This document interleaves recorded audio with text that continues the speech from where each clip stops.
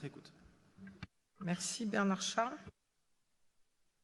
Madame la première adjointe, chers collègues, je voudrais d'abord, au terme de 26 ans d'existence du Conseil communal de concertation, rendre hommage au recteur de l'Université catholique, Michel Falise, qui en avait été l'inventeur, le promoteur et longtemps l'animateur, et à notre ancien maire Pierre Monroy, qui, bien qu'ancré dans ses convictions, et c'est une qualité dans ma bouche, avait su accueillir cette proposition venant d'une autre rive.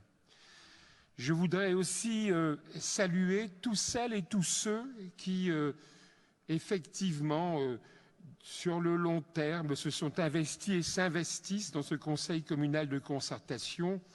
Et je voudrais aussi saluer Gérard Tonnelet, son président, et Madame la vice-présidente, qui, malgré l'heure tardive, sont restés avec nous. Cette évolution du règlement intérieur, qui est issue manifestement, et vous l'avez dit, d'un long travail de réflexion, accompagné du cabinet Extracité. J'étais déjà intervenu dans un bref échange avec Sébastien Duhem dans cette enceinte pour indiquer que nous souhaitions être destinataires de ce travail d'accompagnement du cabinet Extracité. Ça vient d'être demandé également par notre collègue. Je pense que ça aurait été utile pour finalement mieux éclairer notre débat de ce soir. Et puisque la décision va être prise ce soir et puisque ces éléments documentés finalement sont des documents préparatoires, j'imagine qu'il ne faudra pas que nous ayons à saisir la personne chargée effectivement de l'accès aux documents administratifs ou à la CADA pour pouvoir obtenir ces documents.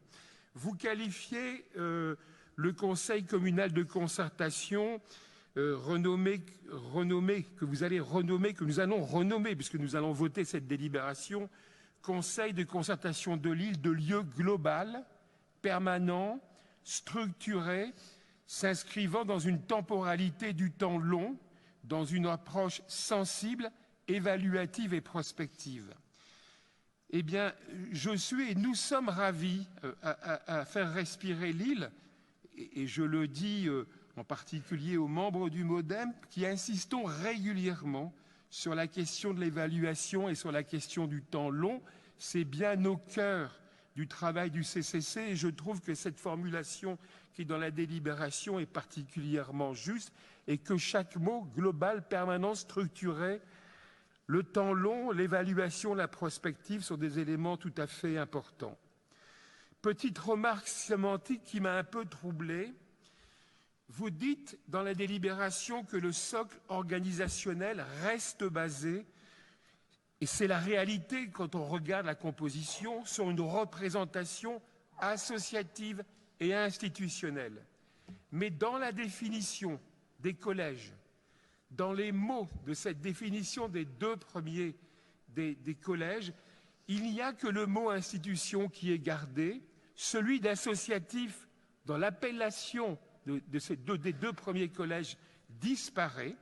Même, je le disais, si la composition donne toute sa place au monde associatif, il ne faudrait pas que cette hémiplégie sémantique dans la dénomination, finalement, soit porteuse, mais je ne le crois pas, mais je préfère lever l'inquiétude, soit porteuse d'un sens aujourd'hui non affirmé, rester sur l'idée d'une base, une représentativité associative et institutionnelle. Je pense qu'il aurait été bon que ce soit affirmé dans la dénomination de ces deux collèges.